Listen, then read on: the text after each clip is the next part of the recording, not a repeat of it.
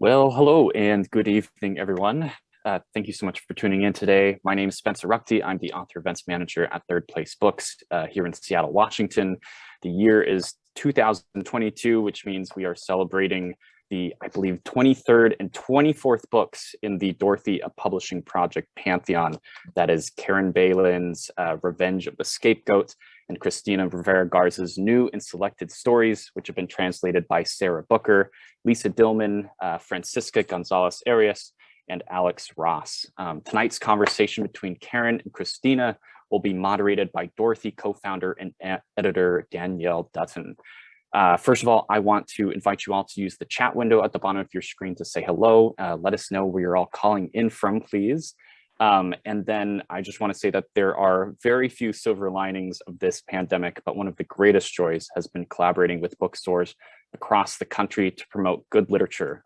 Dorothy was founded in 2009 by Martin Riker and Danielle Dutton, and has brought us 12 years of award-winning feminist literature, drawing on a huge variety of aesthetic traditions. So some truly fascinating authors have gotten their start at or had their early works published by Dorothy. I mean, you have Renee Gladman's Ravica novels. Nell Zink published her first novel, The Wall Creeper, with Dorothy. Every year, booksellers wait in anticipation to see what Dorothy will produce next. And so it's really exciting to be able to nerd out with our friends at Community Bookstore in Brooklyn, Brazos Bookstore in Houston, and Harvard Bookstore in Cambridge, who are all co-presenting tonight's event with, of course, us at Third Place Books in Seattle. There are a lot of people to thank for tonight's presentation. Most importantly, our authors, and as well as Danielle and Martin Riker at Dorothy for entertaining this idea in the first place. Community Bookstore, Brazos, and Harvard Bookstore all have robust event series with virtual programming that you can tune into from any part of the world. I will be linking to their email newsletters in the chat tonight, where you can get the most up-to-date information about new events, new books, and also what all the cool booksellers are reading these days. As I mentioned earlier, the chat window is at the bottom of your screen and is open, and we encourage you to use it respectfully. Tonight's program will also include some time for your questions. So if you have questions for our authors this evening, you should submit those to the Q&A window at the bottom of your screen, which is separate from the chat window. We also offer closed captioning for those who are interested. You can just hit the live transcript button at the bottom of your screen to turn that feature on or off. And with all that housekeeping out of the way, it is time to introduce tonight's speakers. Caren Beilin is the author of several previous books, including Blackfishing the IUD and the memoir Spain. She teaches at the Massachusetts College of Liberal Arts. Her new book, Revenge of the Scapegoat, is getting comparisons to likes of Kathy Acker and Sheila Heti. And in a very nice interview with Bookforum, Leora Friedman writes that Caren Beilin's prose trusts us to invest in the logic, sound, and feeling at hand. I come for the sentences and I stay for the politics. Cristina Rivera Garza is the author of numerous works of poetry, fiction, and criticism, including Grieving, Dispatches from a Wounded Country, which was translated by Sarah Booker, and The Taiga Syndrome, which is another great Dorothy publication, translated by Aviva Kena and Suzanne Jill Levine, and it also was the winner of the Shirley Jackson Award. Cristina is the Distinguished Professor and founder of the PhD program in Creative Writing in Spanish at the University of Houston's Department of Hispanic Studies. In 2020, she was named a MacArthur Fellow in Fiction, and Jonathan Lethem calls her one of Mexico's greatest writers. And of course, our moderator tonight is Danielle Dutton, who is the author most recently of the novel Margaret I. She is the co-founder and editor of Dorothy, a publishing project, and she is going to be starting us off today. We are so excited to have these three with us tonight. Without further ado, let's please welcome Caren, Christina, and Danielle. The screen is yours. Thank you so much, Spencer.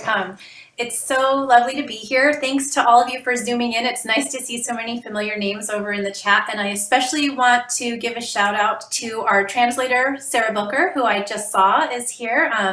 Thank you for being here, Sarah, and thank you for all of your work. So yeah, I'm Danielle Dutton, co-founder and editor of Dorothy, a publishing project. For those of you who don't know Dorothy, each year we publish 2 books together in the fall.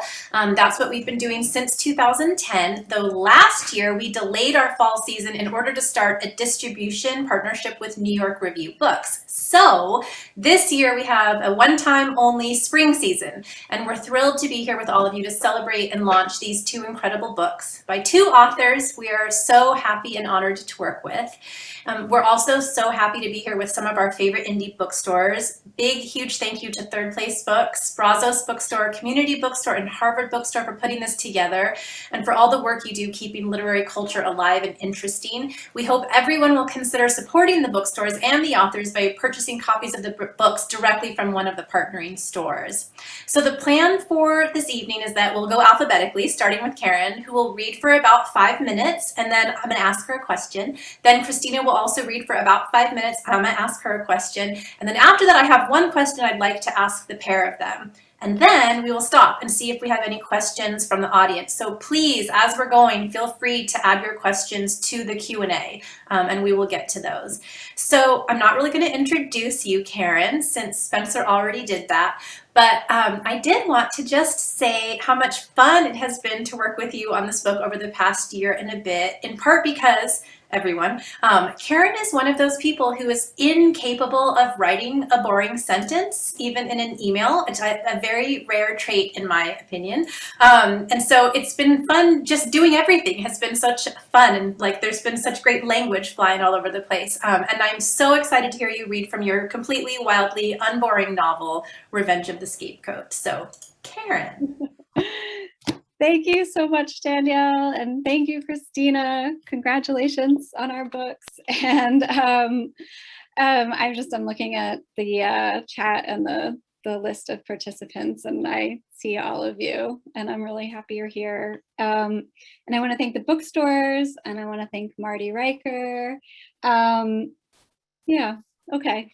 And I guess I just want to say that Dorothy is like a protector of sentences, and I need your protection.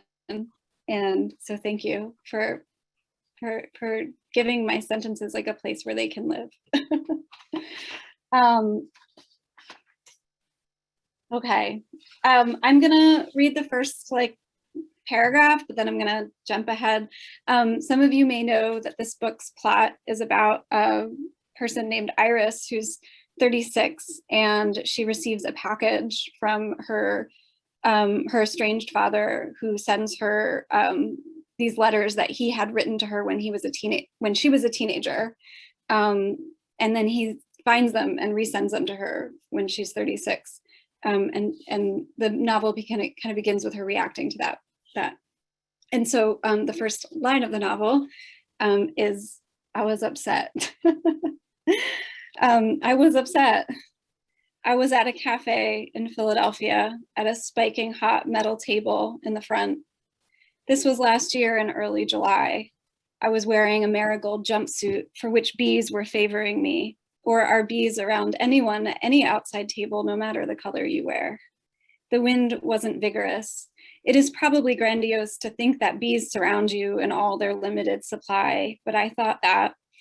I wore red lipstick with purple X's mixed into it kind of thing, and dark green shoes. I had on very, very dark green shoes, a black green vegan leather, more like a liquid you would press from a hot tampon you are pulling now by the lamplight out of a Toad's omnibus of an niacin.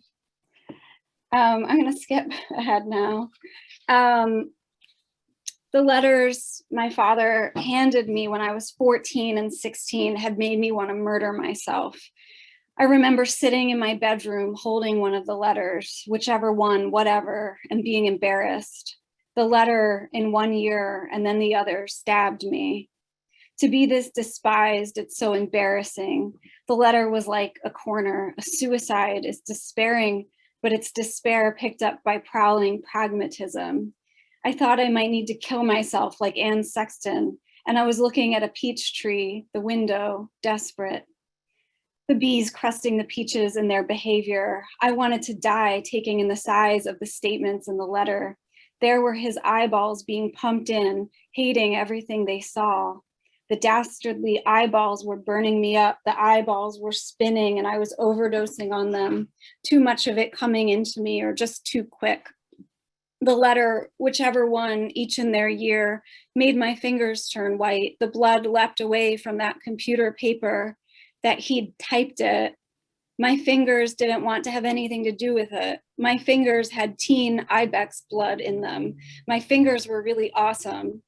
If I'd had the wherewithal in that suicidal moment to look into a mirror, I might have noticed that my eyes were becoming very thick, wanting to block the letter from entering. There were boards being nailed up over my pupils, but language is less like a hurricane you can prepare for in that way, and more like a perfume or toxin spreading with infusing sensations mindlessly.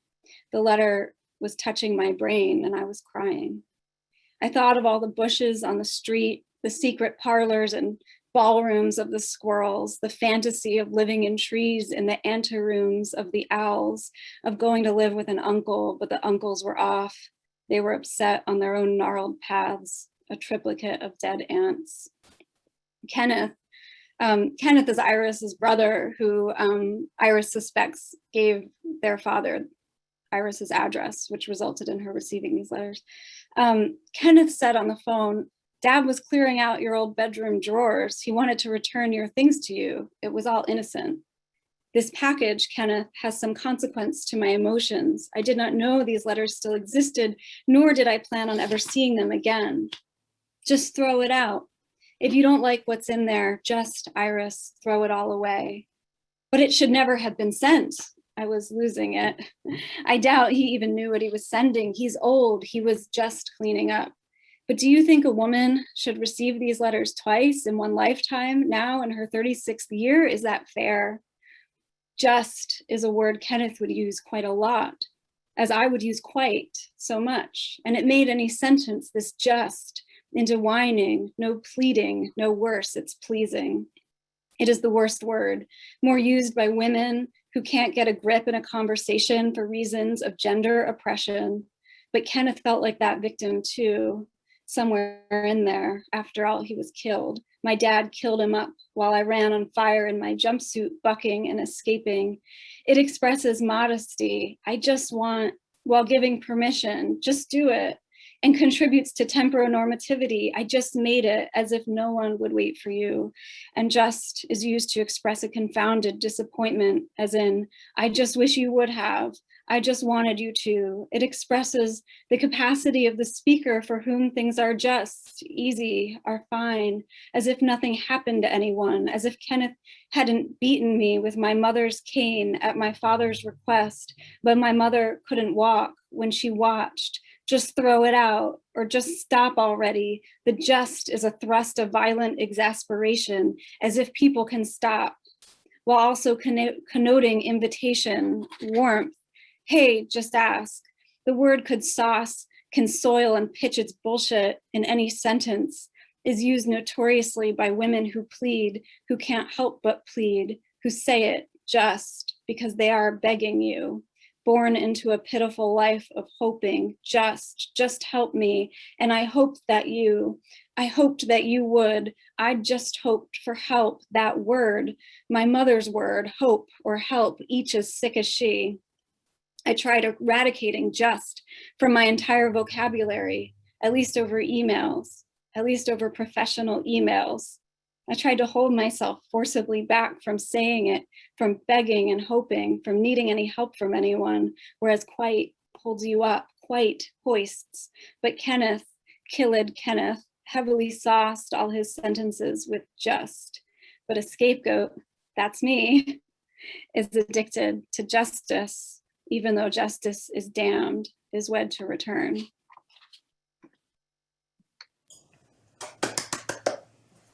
Thank you, Caren. I'm so glad you read that section. I love the whole big paragraph about the word just, so it was great to hear it out loud. Yes, marvelous, someone just said. That's a great word to use. So I actually, for those people who haven't read Revenge of the Scapegoat yet, but are about to, without giving any spoilers away, the book is in sections, and there's some sort of like, there's the introduction of some sort of found material, I'll call it. It wasn't really found exactly, but there's this outside material, and there are recordings used in the book. And so I just wonder if you could talk about the origin of the writing of the novel, and then a bit about the process of the writing of the novel, because it's kind of like an interesting and unique story, I think. Yeah, it is. Well, in May of 2020, a couple months into the pandemic, we're all enjoying so much. My dad, who I'm estranged from, sent me a package full of things, including some letters he wrote to me when I was a teenager, go figure. And, you know, I was like seeing a therapist. We were doing like EMDR together. It was really cool. And, you know, just people in my life were like, you need to burn these letters, like, you know, like burn the past, like, okay, like, yeah, it's over. And I just don't have that kind of nature. Like, I'm shittier than that. And I just was like, I'll burn these in a novel. But I don't really mean that I'm shittier than that. I really mean that I needed to sew these letters into my own paper. I needed to like love these letters. I needed to reread these letters a million times so they would stop burning me, you know? So I just said, I'm just, this is it. Like, I'm doing this. And I was, of course, really angry. I was like, oh, well, if you have the temerity to send me these letters, here's where they go. So it was all of those things at once, but I really think I've been trying to write this book, and I had the title Revenge of the Scapegoat in my head for years before I got those letters. Like, I knew that being a scapegoat is like a really specific thing. And I've been having conversations with my friend Ray, who I saw is here, Ray Levy, the writer, about our mutual kind of position in our families as a family scapegoat for years. And I couldn't get over it. And I don't know, my whole life seemed to be about that in some way. So I already had the title. I was like writing like weird, like fantasias about goats. Like, I didn't know what to do. But then the letters were such like earth, like they were like the earth, and I was really like ashamed of them and like scared of them. And it was like, you know, I think that's like a gift. Like, not everybody likes that, but a writer likes that. Like, if a writer encounters something that like shames them or scares them or freaks them out, they're like, oh, good, something's burning, so that like my writing will matter. Like, there's just that side of us. So I just went with it. And then I was so used to, like, with my last book, Blackfishing the IUD, where I really relied on like the narratives of other people. And I was so used to that and so like into that. Like, so I just like I don't have it in me to write alone anymore. So I got Ray involved because Ray has been such like a constant in my life and like those kinds of conversations about being the family scapegoat. And we started recording our conversations, and I started putting those in the book. I started recording conversations with my partner, John Paul, who is here too, and putting those in the book. I don't know, like, I wish I were a filmmaker. I wish I were like something else besides a writer sometimes. And I just started using everything, and the process of doing that is like a process of friendship and trust and like negotiation and talking. And with some, I didn't negotiate with my dad. But you know, writing should be something that you have to deal with, like with others. So it was kind of like became a very collaborative thing. Yeah. Yeah, I love that. And actually that ties so well into a lot of Christina's writing. And I think one of the first things I ever encountered from you, Christina, right around the time we were doing the Taiga Syndrome, was an essay where you talk about how the writer never writes alone, right? That you're always writing, but Caren, you're talking about it in this even more literal sense, maybe, or I don't know if literal is the right word, but yeah, that's really interesting to me. It also blows my mind that you wrote this book during the pandemic. I'm sure lots of people are like shooting you daggers with their eyes right now through the screen that you were like, I'll write a novel. And it came out. I will say, and I have a thank you in the back that maybe some people caught if they're also devotees, but because nobody was going anywhere for the summer, I said, this is my summer. I'm going to try The Artist's Way, the Julia Cameron kind of like cult, kind of like artist book. And I just want to say, like, PSA, that shit works. It was so awesome. Yeah. Maybe we'll talk more about that. I want to know. I want to know how to write a novel over the summer. That sounds great. Thank you, Caren. Okay, we're gonna have Christina read for a little while, and then we'll talk to both of you. And Christina, I just have to say, like, I'm a huge fan. It's been such an honor and a joy to work on 2 books with you so far. It's the Taiga Syndrome with Suzanne Gillavine and Aviva Khanna, and now New and Selected Stories with Sarah Booker, Lisa Dillman, Francisca Gonzalez-Arias, Alex Ross, and Christina herself also translated a couple of the stories in the book, which is interesting and maybe something we can talk about. But yeah, it's just such a pleasure to be here with you again, Christina, and I look forward to hearing you read. Absolutely. That was, thank you, Danielle. And it's been wonderful, a really, really wonderful journey. And Caren, that was stunning. That was beautiful. I'm so glad I'm here with you sharing this screen and sharing this launching and sharing Dorothy between the 2 of us. This is wonderful. So, okay, I think I'm going to be reading a section of one of the short stories including in this book, City of Men, just 5 minutes of these.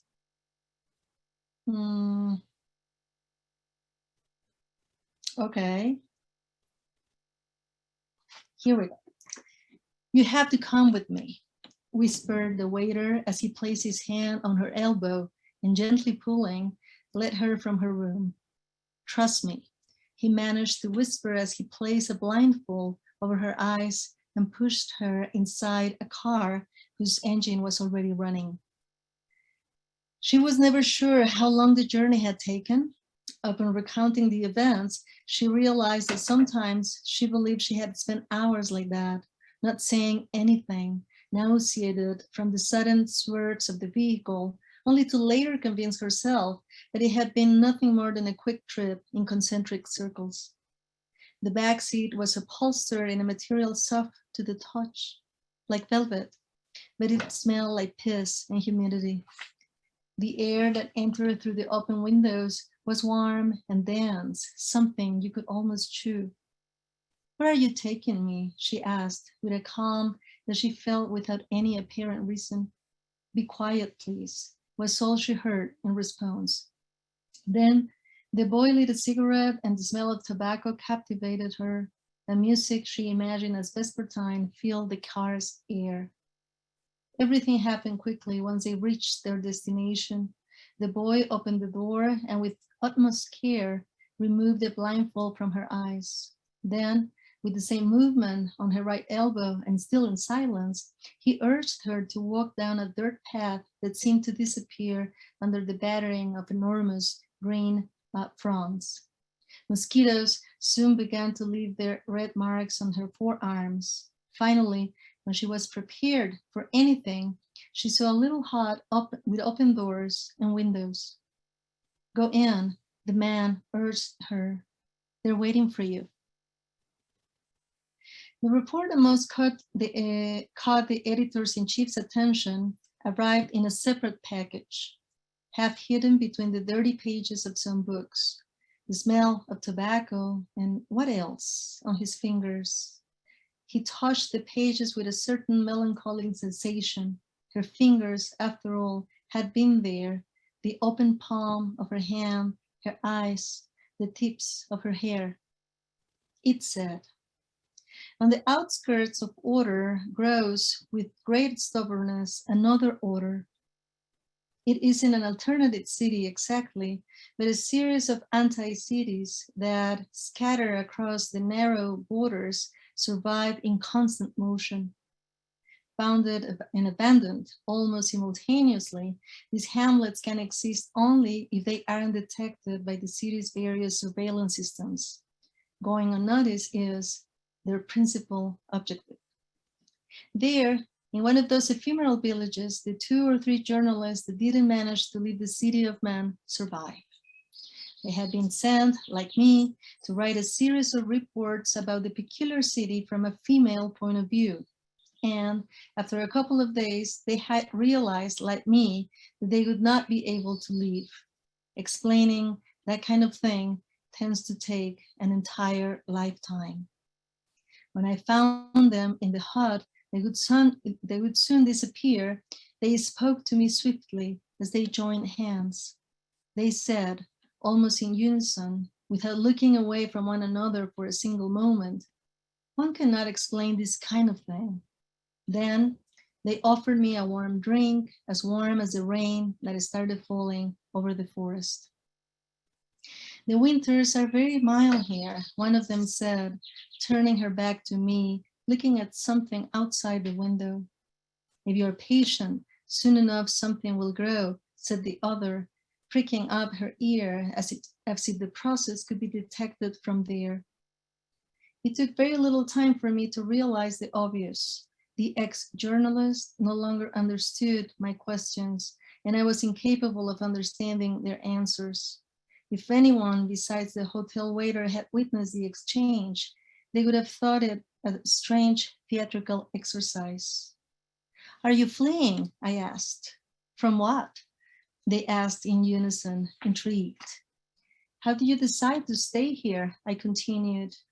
"One never decides that kind of thing," stammered one of them, the one who hadn't left her position by the window. "That kind of thing happens. That happens. And then it stops happening." "That something must have happened," I insisted. "Something must have precipitated this that happens, and that later, eventually, will stop happening." The ex-journalists looked at each other out of the corner of their eyes, and then, with a sort of telepathic compassion, looked at me again. "Surely," one of them whispered, "something must have happened." Yes. Thank you, Christina. I'm so happy you read from that story. It's one of my favorites, actually, and it just went online at Bomb today, which I think Marty just put in the chat if anyone wants to read it.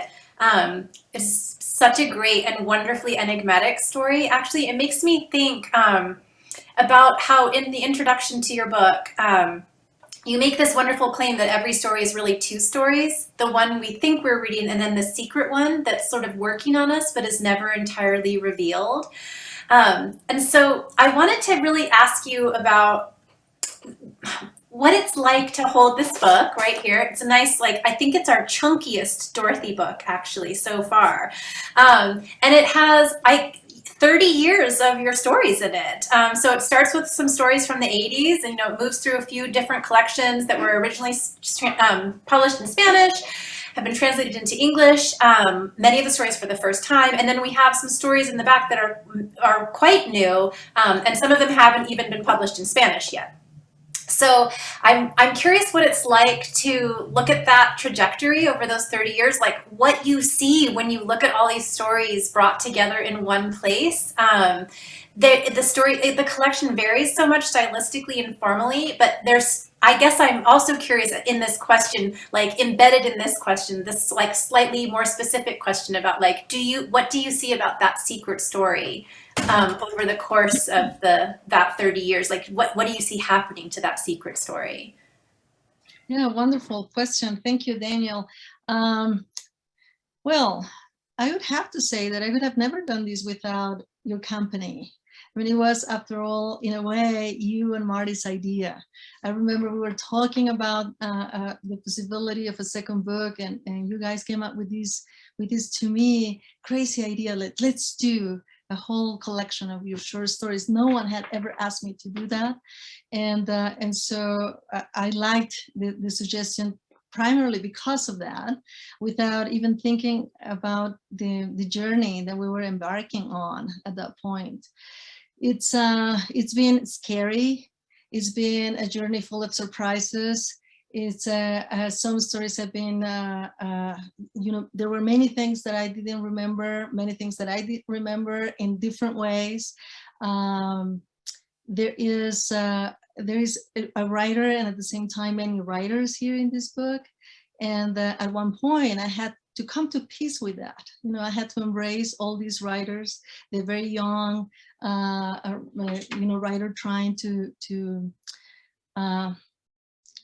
define or to find a place in the world for a specific voice, and then someone more concerned with other issues about, the context, violence, and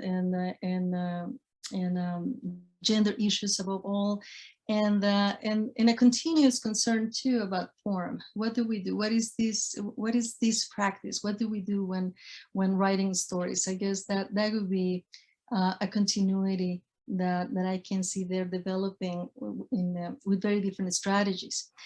I also have to say that I wouldn't have done this without the help, the advice, the accompaniment of Sarah Booker, wonderful translator and sidekick, an accomplice, and a wonderful person. And congratulations on her newly earned PhD, Dr. Booker. Yes.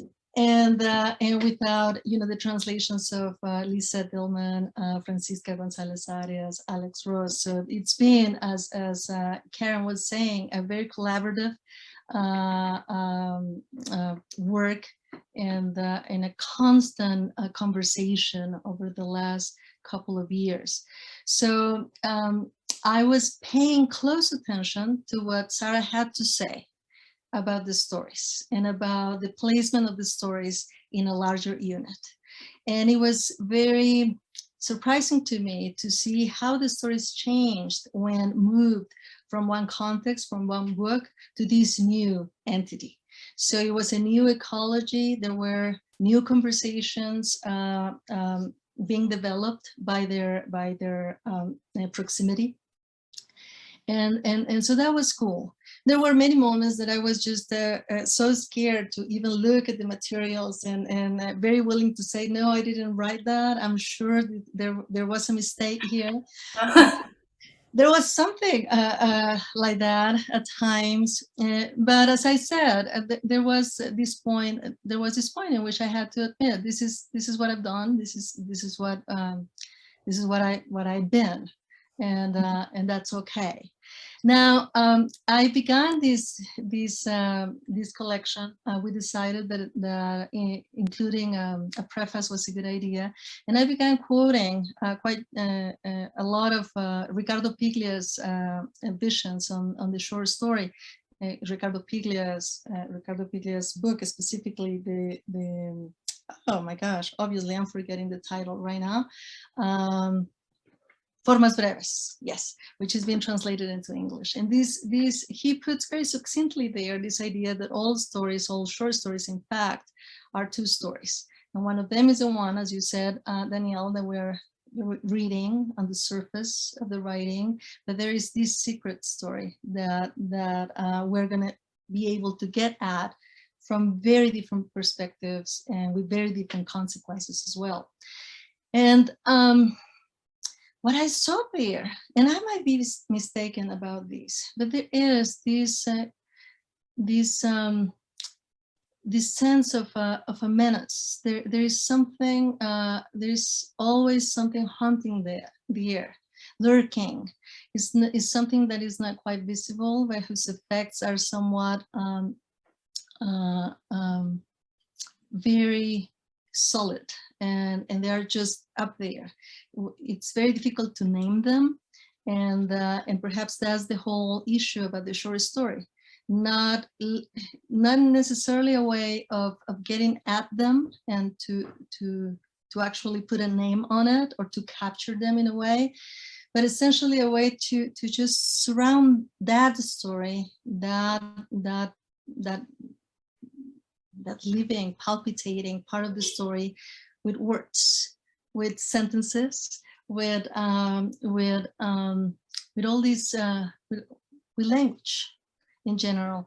So I'm usually at peace. That's what I see there as a continuum as well. I'm usually at peace with the secret remaining a secret, with the idea that that both as a reader and as an author of these stories, we have shared something that we might give different names to, but that communion, the experience that we went through together, that's what matters to me the most in the story.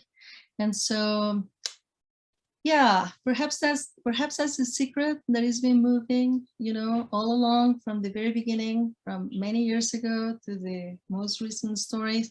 Perhaps I'm wrong, but in any case, it's been such a journey, and I am incredibly grateful to you, to Marty, to Sarah, to all the translators, the Dorothy project, essentially. So, That's great. Thank you. I mean, obviously, I've read this book numerous times now. And when I read collections of stories, I often sort of hop around in them. But I have to say, there's something so gratifying about reading this book, like straight through, and seeing your stories sort of change, but like that something essential about you as a writer remains in them.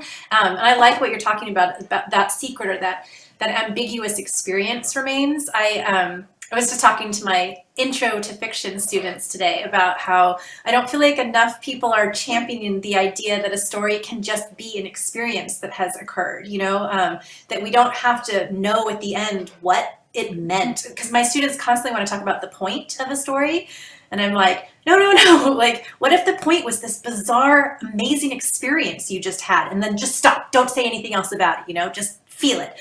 And they were just, you know, looking at me like I was a weirdo. But I feel like your stories just do that so beautifully, one after the other. But there is like a real change across the book too that I see. So it's a lot of fun to read. And I love that you say that you were scared to see what was there. I would have absolutely felt the same way, I'm sure, in your position. So thank you for agreeing to do all of this with us. I'm so glad you did. Okay, so I do have one question for you both, and then we'll turn to audience questions for the rest of the time. And I hope this doesn't take up too much time, really, but I guess what I was so interested in thinking about both of your books, well, you know, we often try to pair books that go together in some interesting way, but I actually feel like the two of you go together as writers in a kind of interesting way, even beyond just these two books. So you share an unusual sort of fluid relationship to genre, basically. So you've both written novels and short stories, but you also write in nonfiction forms, memoir, essay. Both of you have these distinct subjects you return to through various forms. So I thought it would be interesting if you could both talk just a little about how you approach genre, whether some subjects lend themselves to a particular genre or whether you turn to different genres to see the same subject in different ways. And Caren, maybe we could start with you, in which case I want to add in something I read in an interview with you that came out in book form last week, where you said, quote, "I always say all writing is 100% nonfiction and 100% fiction. It's just a 200% sort of situation." So when I read that, it just really cracked me up. Like I think I burst out laughing. It's just like instinctively very funny to me, but I wonder if maybe you could unpack that just a little bit actually in the context of the question I just asked. Yeah, sure. Yeah, and Leora's here, I saw, and she really it was so fun to be interviewed by her. But yeah, I just did like the first reading here in Vermont for the book with this great author, McKenna Goodman, who has this wonderful novel called The Shame. And she was asking me, like, do you get annoyed when people like assume it's you or something? Because I think that happens to her a lot with her book. And she was like, I'm annoyed by it. And I was just like, I have no allegiance to like whether it's me or not. It's like, of course it's not me, but of course it's 100% me. Like, I just don't see the difference between it being fiction or nonfiction. I think that what makes something fiction for me is probably the like fantastical element or something that's speculative that, like, I don't know, like I a cow has never stepped on my heart. So I guess that's fiction, although I don't know. Is it? Like, Mhm. not really, because I'm just expressing my, like, the thrust of the metaphor, that like it feels like a cow is stepping on my heart. Like I'm just expressing that correctly by like not saying like, because it's too strong. Like it's still nonfiction. I don't know. So I don't have any allegiance to things being like made up or not. I don't know. I'm trying to think of something else that I could say that is wiser than that I just don't give a shit. But I mean, the most I've ever cared about it was in writing Blackfishing the IUD, because I was like insisting on like a problem, like a problem with a medical device that I wanted people to consider in like a very nonfiction way. So that was like a really unique experience for me, I suppose. I don't know. I am such like a paranoid person and an emotional person. I'm a Cancer. I was my family's scapegoat. Like I have issues. Like, so like I don't experience the world very neutrally or like correctly. And I often like just think things are going on that aren't going on. Like, I don't know. Like I'm just like really imaginative and emotive and like fucked up. So I just think even if I were like attempting to say something that was nonfiction, I wouldn't be able to. Like, that's why I lent on other people's voices in Blackfishing the IUD, because if you were just going to rely on me, I mean, don't. Like, I don't know. You need some other voices. So like, I don't know. I don't, yeah, I really do believe it's 100% both things. So maybe, yeah, I feel like I did not deliver a point, but I hope it was an interesting experience hearing me talk about it. Yeah, and I love that quote so much. And actually, I love the idea that a heart stepping on your cow is the truth, actually, of what it felt like to be alive with that. You know, I think that's beautiful, and that makes sense to me. Christina, what do you have to say?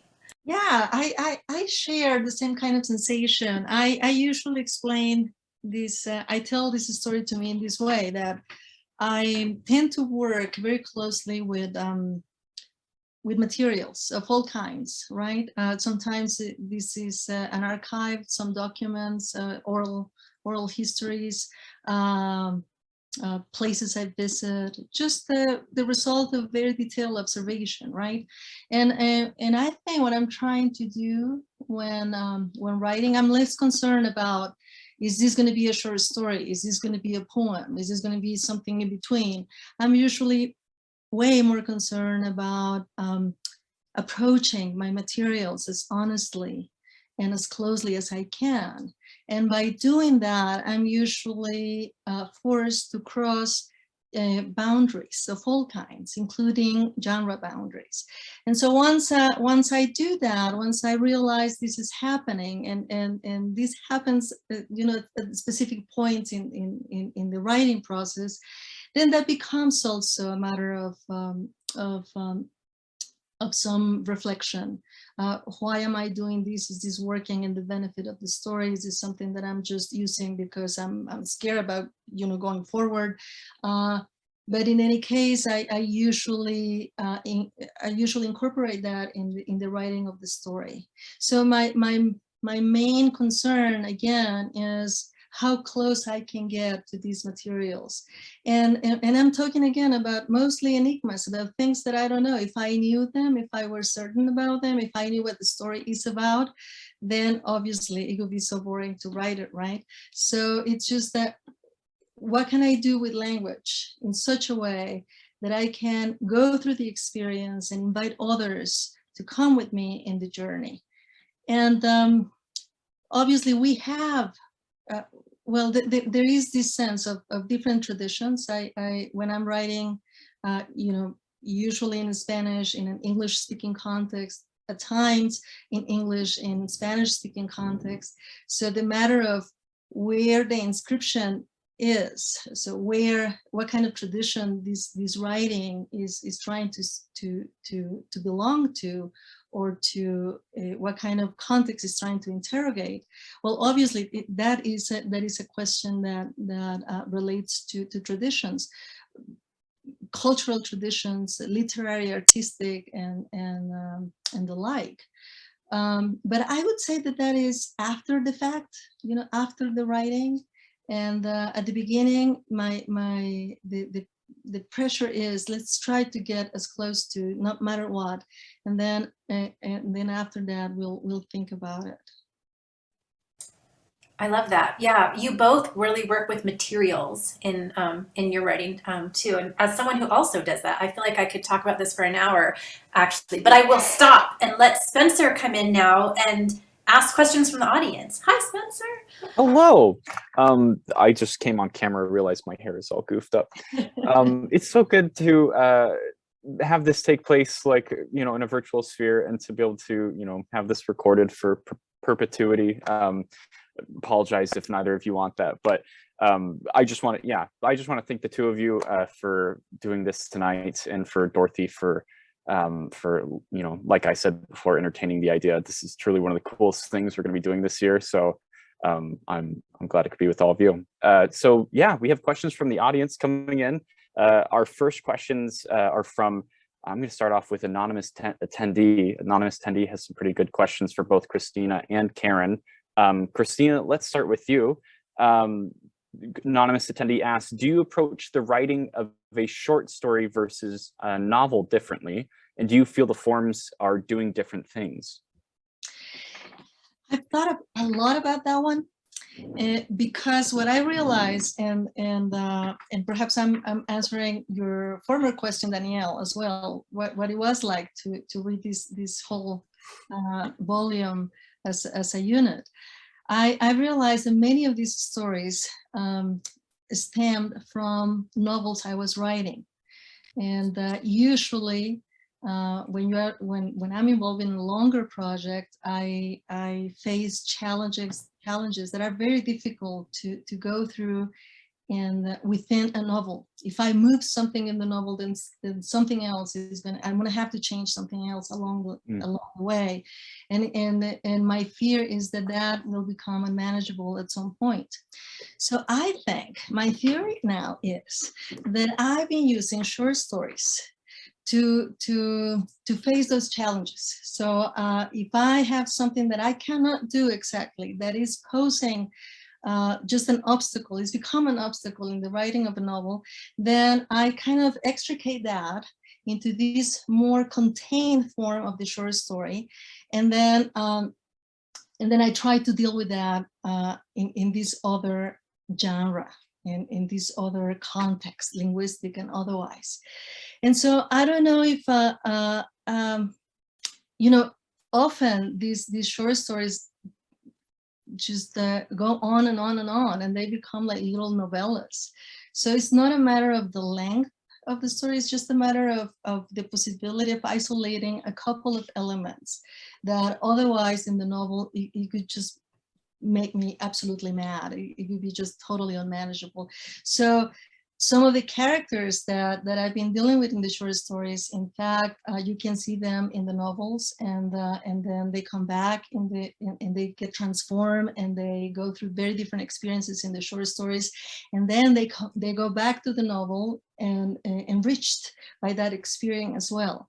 So there's a very kind of enriching and dependent relationship between the short story and the novel, and it has to do with that trying to resolve the specific challenges, formal or otherwise, in the stories. Mm-hmm. Wow, that's so interesting. To resolve challenges. I hear translators talk a lot about when they translate something, they're finding solutions, like in the same, like almost in the same way, like writing a short story is like translating, is that it's all about solutions and challenges. And I think that frame or that mindset is really interesting. We also here a question for Caren. This attendee is curious to learn more about your experience with The Artist's Way by Julia Cameron, and how did that change your writing practice?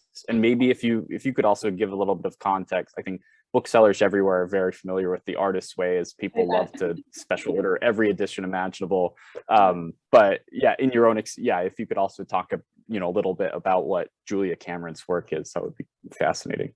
Yeah, the Artist's Way came out in the 90s from Julia Cameron, and it's like a workbook. It's modeled on recovery, like the 12 steps, and it's like a workbook to like recovery or artistic, I forget, like a recovery or artistic, well, to unblock yourself, right? To write again. And it's kind of like the premise is that you've been blocked, or like, you've been told you can't do it, or, whatever, you're blocked. And so it's like about like this like artistic recovery, and like the big tenets are that you do morning pages, and you write every morning first thing for like 3 pages, and then you do these artist dates where you do something alone with yourself to like take your artist child like out to like see the world in some way. But then every week has like a different theme, and like there's like reading deprivation, and like just like there's like a lot of fun stuff. But so I'd known a lot of people who'd done it, and like, and people in like recovery communities are really into it, and there's always like this sort of like people in my life doing it. But I never did because I'm like too snooty. I saw I like peeked at the question. Somebody asked, "You seem kind of like you're into French stuff," and I'm like, "Yeah, I am." Oh yeah, like I'm way too into French stuff to be into this thing. But then I don't know, it was the pandemic. I was like, all right. And I was blocked. Like, it was like, okay. And I did it. And then it didn't take me long to like totally, have a non-ironic relation to it, because it became like a life source. So, she broke me down. And the whole book is like her being like, I know you don't think that I'm cool. Like, she's like aware. But it's like a book that's about loving yourself, and like just like helping your inner child and taking yourself. I don't know, like I live in a pretty area. I would just like go to the river, and I feel like I personally am a lizard, and I would just go and sun on the rocks and just like love myself a lot. And like there'd be these like fun tasks, like buying food that you used to love as a kid. And just like you get to be like a little kid again. And it was, and then here, I'll share with you, you're supposed to put at you have all kinds of different jobs, but you put at your writing desk a sign that says, "Treating myself like a precious object will make me strong." And you put that up, and you just do things that you really like, and that you're like really kind to yourself, and you don't look at like the internet. And that's probably was the thing that I but it was so, and then it was like a real match, because I was writing about, childhood stuff and feeling unloved. And I was just like, yeah, it's like this real permission to be really nice to yourself and give yourself treats and think it's fun to do that. Also, a really fun thing that she does is she encourages you to get into other art forms and not be scared of that, and just like fantasize about being a different kind of artist, and just like do other things, and get like, she's just like play with clay one day, she's really into that kind of thing. And so I became like a songwriter, and I would just like take my songwriting really seriously. Like I would like go out and walk around and like just sing my songs and like write songs. And in the book, there's Iris becomes Vivitrix Marigold, this songwriter, the singer. And she has a song that goes, "Scar!" And, but I wrote that because Julia Cameron was like, you need to write songs this week. So, yeah, for even those of you who are feel very French with me, it kind of works, even if you feel French.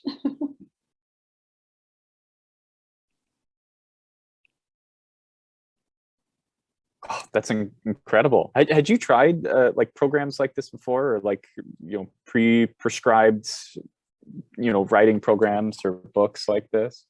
Well, I'm obsessed with prompts, and I love constraints. I was just talking with Marty about we share a love for Georges Perec, and I love Filippo.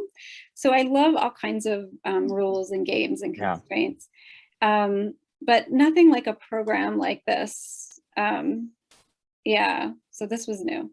Interesting. We have a question from attendee whose name is Gotham, who says, can you please ask Caren and Christina who their favorite poets and authors with a sense of humor are? Is there anybody obscure they want to recommend? I always love when someone asks specifically for the author to be obscure. That's fun.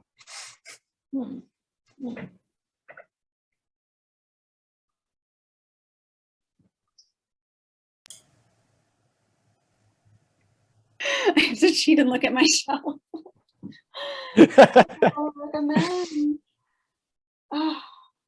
Do you have that too, Christina, where your mind just goes blank as soon as obviously I forgot the title of the person that I quoted in the preface of the book.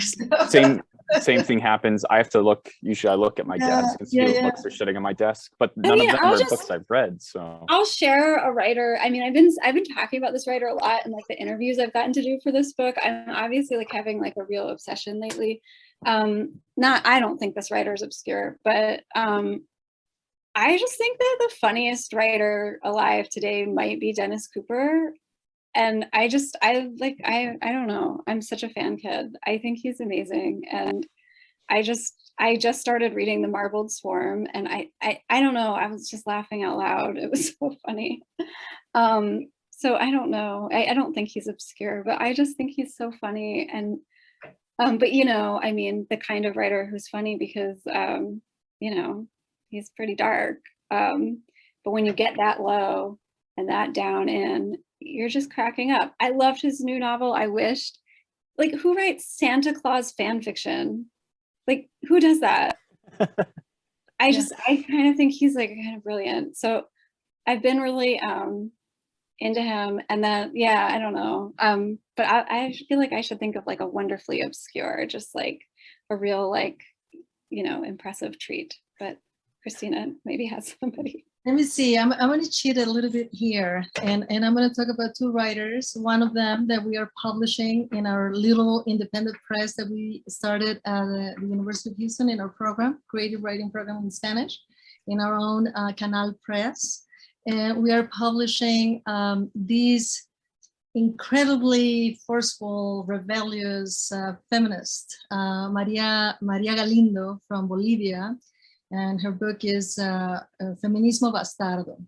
I hope someone translates this into English soon, because it's one of those marvels of a book.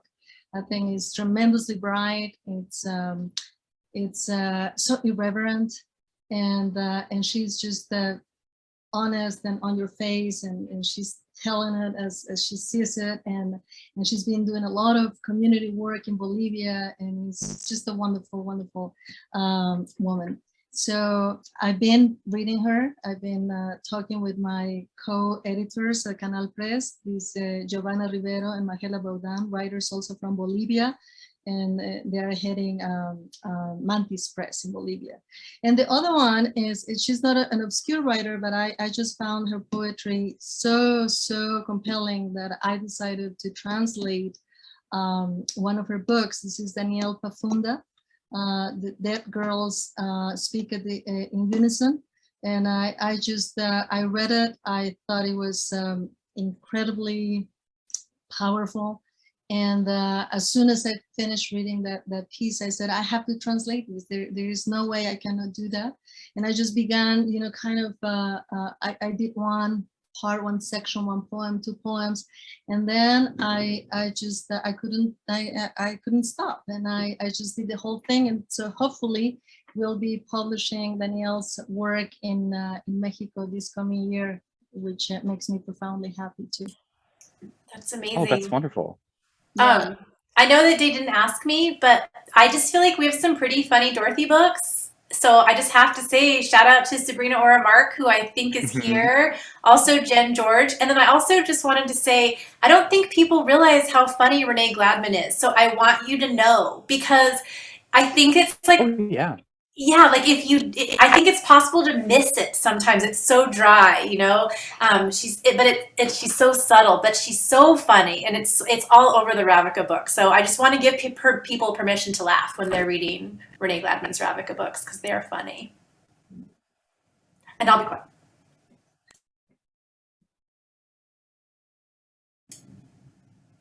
Actually, I think Spencer might have frozen, but it's time to go. So I'll just say thank you, Spencer, so much. And Christina and Caren, this has been so much fun and so delightful for me. So thank you all for being here. Oh, Spencer, you're back too. Oh yeah, here I am. Yeah, I just want to thank everyone for coming out and for helping us celebrate these two new books from Dorothy. Go buy the entire set of Dorothy books from the last 12 years. I encourage you. It is a wonderful ride. It is there's this Mexican author, Gabriel Zaid, who writes that publishers should really dedicate their lists to making a constellation of books. Like, they should be connected. They should be oriented in some way. And Dorothy really is like kind of the quintessential example of that in this country. Thank you so much, Caren. Thank you so much, Christina. This has been so wonderful, and really happy to have you on Zoom tonight. Thank you so much. Thank you, everybody. Good night. Good Have a night. good night. Thanks.